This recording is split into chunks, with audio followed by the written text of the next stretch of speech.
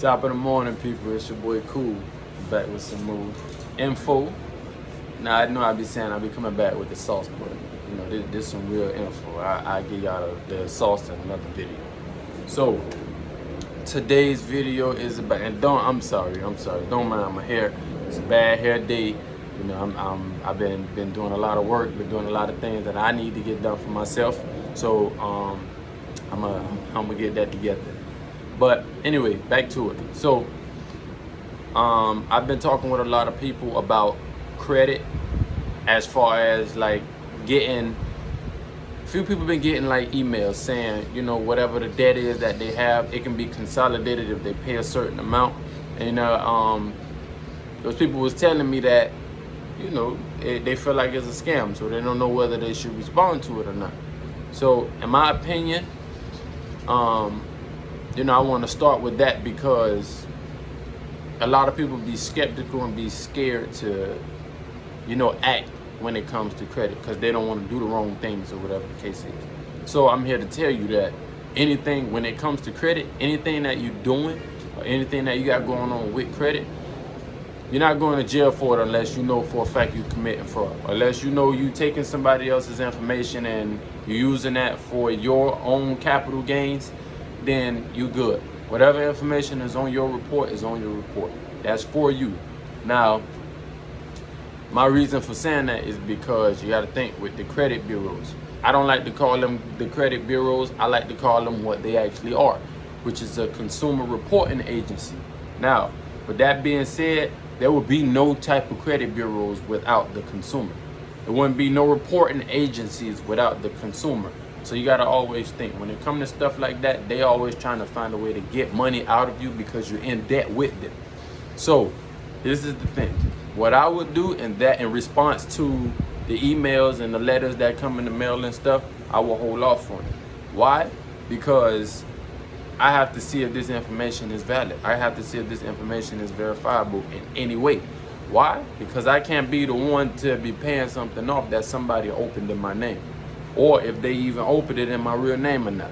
Because again, that's why it's a lot of stuff on our reports where your information, as far as your public information, is inaccurate or it's kind of off.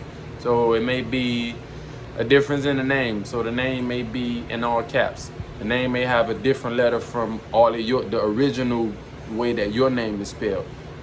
You may have multiple addresses. You may have multiple emails, multiple phone numbers. You want to make sure you remove all of that stuff before you get into the process of starting with a collection that they sent to you based upon something that's just been sitting on your report for a while.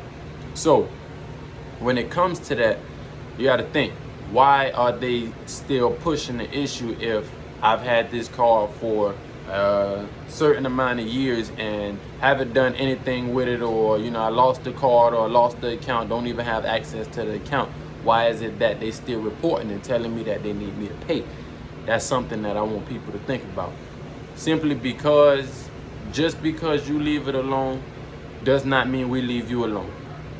That's what the bureaus do. So in that sense, it's like, okay, what am I to do in a situation where, something is not in my name, or something was in my name and now they just have my information to keep sending this info out? This is where the dispute process comes in, that because there's consumer laws that we all have to follow. Now, the very first one that everybody should be popular with is the Fair Credit Reporting Act. Now, I say that because you gotta think, it's the Fair Credit Reporting Act. And with that being said,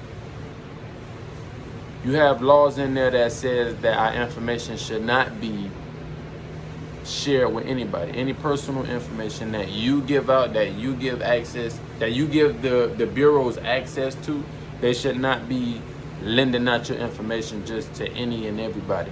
So that goes as far as having, even with applying for a car, and you get so many inquiries because your credit just keep getting ran.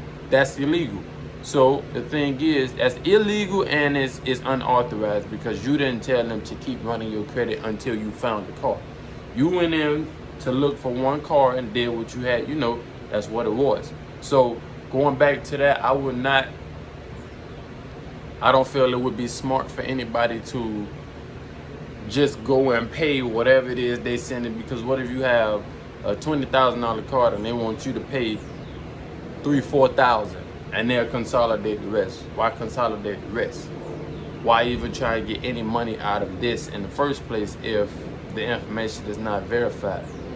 Why I say that? You won't know if the information is verified or not unless you put the information in. And even if you did apply for that card or did whatever you had to do, now it's time for you to assess your own situation about late payments, about if you close the account the right way or not, if they actually close the account for you, and so on and so forth. Now, it comes to a point where you get to that situation of, all right, you know what, I'm scared to check my credit because I don't know what's on here and I don't want to be disappointed. If you know you have bad credit, one, don't be disappointed. Always think about it in the sense that, okay, you know what, it's a way for me to improve. It's a way for me to, it's possible for me to do better when it comes to credit. It's all discipline. So if you know you want to get your credit right, you want to get your credit up there and do what you need to do, you gotta think. In the sense of making two things work, right? You make credit and debit work for you. Now, you have some debit accounts that they have a credit builder on there where you can have a secured line through that bank account.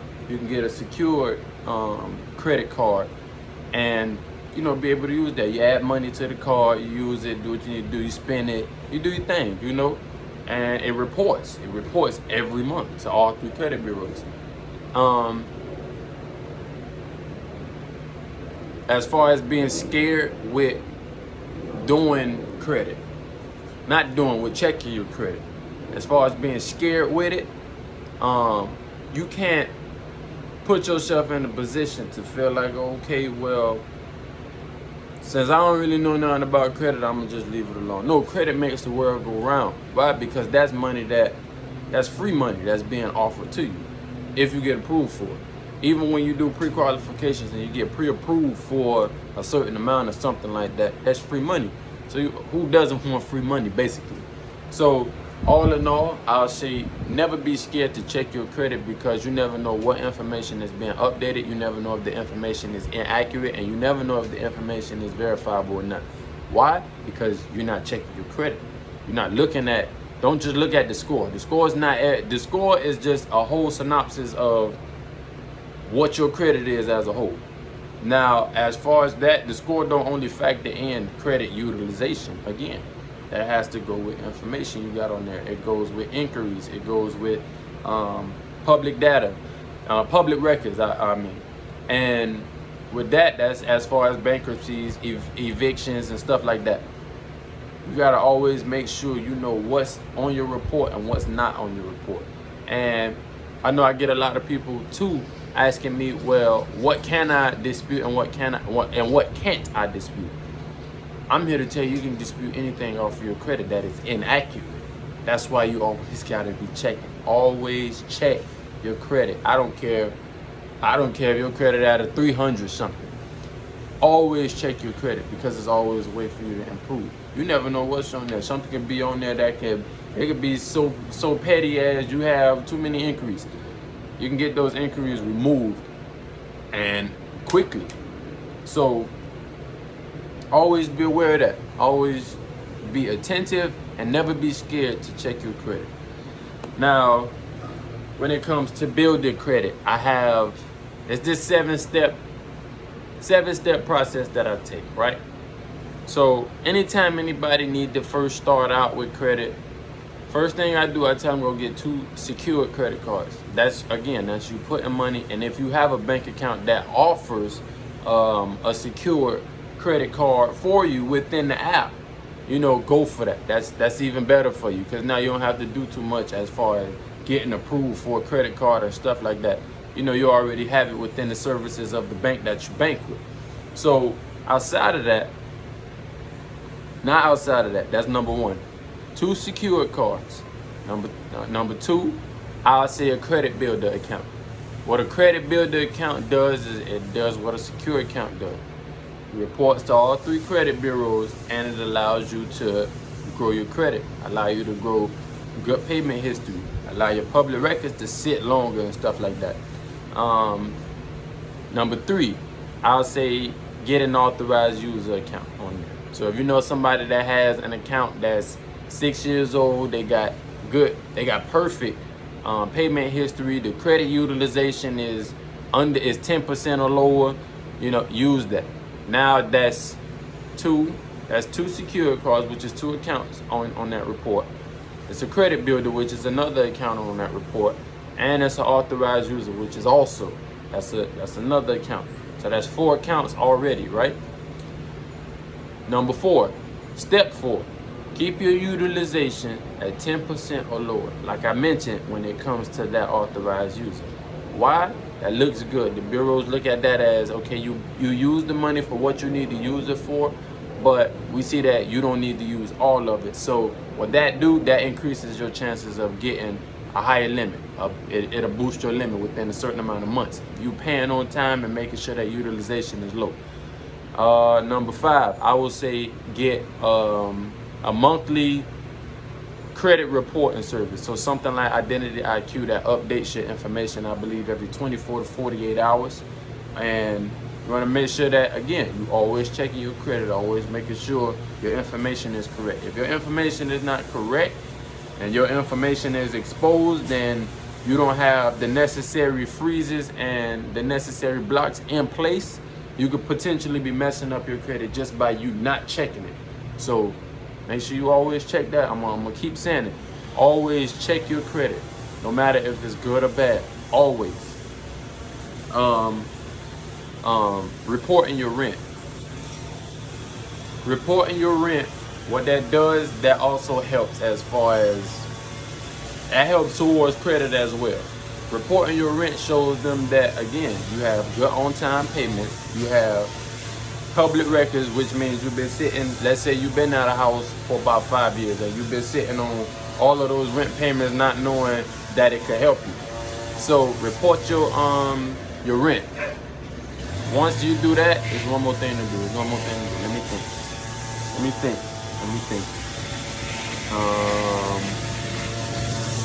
There's one more thing that I do. Oh, extra debit card. Always make sure you got an extra debit card, because that debit card is going to be used for your credit. It's going to be used for anything that you have dealing with credit.